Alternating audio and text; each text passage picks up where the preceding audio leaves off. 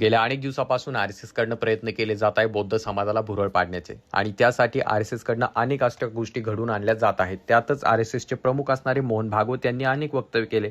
एका ठिकाणी तर त्यांनी अक्षरशः जय भीम केला, त्याचसोबत डॉक्टर बाबासाहेब आंबेडकर की जय म्हणाले, त्याचसोबत गौतम बुद्ध यांचं नाव घेतलं, त्याचसोबत त्यांनी एका कार्यक्रमामध्ये तर अक्षरशः त्रिशरण पंचशील देखील घेतली. आणि एवढ्यावरती जमलं नाही तर त्यांनी आणखी एक पाऊल पुढे टाकले.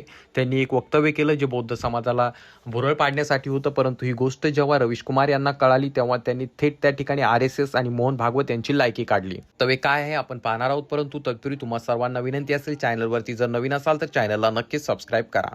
तर त्याचं झालं असं की एका कार्यक्रमामध्ये बोलत असताना मोहन भागवत म्हणाले की बौद्ध समाज, दलित व मागासवर्गीय यांना अजून 200 वर्ष आरक्षण द्यावं लागलं तरी देऊ आणि आमचं स्वतःचं नुकसान आम्ही सहन करू.